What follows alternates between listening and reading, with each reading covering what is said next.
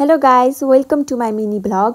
आज म यो जाडो मौसममा घरमै कसरी तातो तातो सुत्केरी मसला बनाएर खान सकिन्छ भनेर रेसिपी लिएर आएको छु। तपाईहरू पनि घरमै बसेर यस्तै मिठा परिकार बनाएर खान चाहनुहुन्छ भने मेरो भ्लगलाई अन्तिमसम्म हेर्नुहोला है त। यसको लागि हामीले यो नट्सहरूलाई चाहिँ ग्राइन्ड गरेर यतिको धुलो बनाएका छौं। अब यसमा हामी खुवा पनि एड गर्छौं।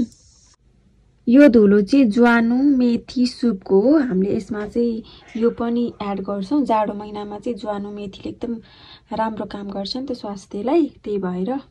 अनि यसले स्वाद पनि एकदम मिठो दिन्छ है। यो मसला पकाउनको लागि चाहिँ एउटा भाँडोमा अलिकति घिउ हाल्ने, त्यसमा चाहिँ थोरै गुद पनि हामीले फुराउने। यसरी गुद यो चाहिँ यसरी फुराउने, यहाँ फुर्छ, मजाले फुर्छ यसरी। यसरी मजाले यो गुद चाहिँ यस्तो राम्रोसँग हुन्छ नि, त्यसमा सक्नुहुन्छ मजाले फुर्छ यो। हामीले चाहिँ एकदम थोरै गुद राखेका छौँ। अब तपाईहरुलाई चाहिँ कति राख्नु मन लाग्छ त्यति तपाईहरुले राख्न सक्नुहुन्छ। यो चाहिँ यसरी फुर्दै जान्छ है त।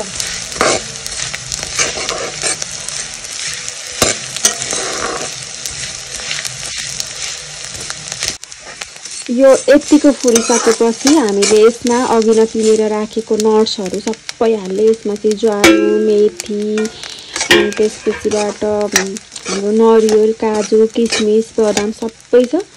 त्यो चाहिँ हामीले एकैचोटि मिक्स गरेर एकदम लो हिटमा मजाले चलाउने यसरी।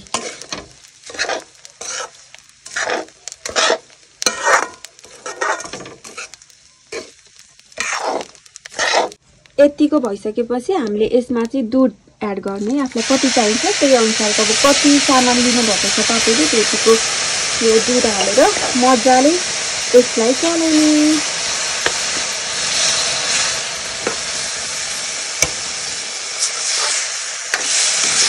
दुध चाहिँ यसमा मजाले मिक्स भइसकेपछि मजाले लो हिटमा चलाउने र यसमा चाहिँ अब हामीले खुवा एड गर्दैछौँ। अब तपाईहरुसँग खुवा छैन भने चाहिँ एड नगर्न पनि सक्नुहुन्छ, सबैसँग हुन्छ भन्ने हुँदैन। यदि छ भने चाहिँ मजाले ओरिजिनल खुवा यो चाहिँ यसरी मजाले गरेर यसलाई फेरि चलाउने।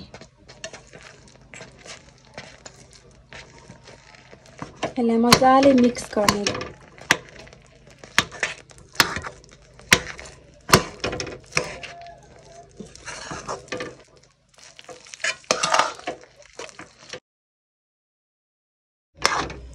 खुवालाई एड गरेपछि हामीले यसरी मजाले यसलाई चाहिँ चलाउनु पर्छ। चलाएन भने चाहिँ फेरि यो डल्लो पर्छ, भाँडोमा नै टाँसिने डढ्ने सम्भावना हुन्छ। यसलाई मजाले एकदम सानो आगो बालेर यसलाई यसरी पकाउनु पर्छ है। यसलाई बिस्तारै चलाउँदै पकाउँदै गर्नुपर्छ। यो चाहिँ मजाले मिक्स गर्नुपर्छ हामीले यसलाई। यो अब भाँडोमा नलागोस् भनेर यसलाई मजाले चलाउने। यो सबै कुराहरू मिक्स गरेर खुवालाई मजाले हालिसकेपछि हामीले यसलाई मजाले पाक्ने गरी चलाउने। यसरी देख्न सक्नुहुन्छ। यो यतिको भएको छ। अहिले हामी चलाउँदैछौँ। यसलाई चाहिँ एकदम लो हिटमा पकाउनु पर्छ, फेरि यो डढ्छ, कतै पाक्ने कतै नपाक्ने हुन्छ। यो मसला खानको लागि रेडी भइसकेको छ। यसमा चाहिँ तपाईहरुले खुवाको साटो, पिठो, सुजीको पिठो र चामलको पिठो पनि एड गर्न सक्नुहुन्छ खुवा छैन भने। हामीले चाहिँ यसमा खुवा पनि एड गरेका छौं र त्यसैगरी दुध पनि राखेका छौं, त्यही भएर यो चाहिँ यस्तो देखिएको छ। यदि खुवाहरू चाहिँ राखिएको छैन भने चाहिँ यो रातो रातो देखिन्छ। अनि यसमा चाहिँ हामीले यो सबै मरमसलाहरू जति पनि छ, नरिवल, छोकडाहरू सबै पिनेर हालेको, मसिनो गरेर हालेका छौं। नर्मली यसमा चाहिँ तपाईहरुले यो मसलाहरू चाहिँ काटेर मजाले फुराएर पनि हाल्न सक्नुहुन्छ है।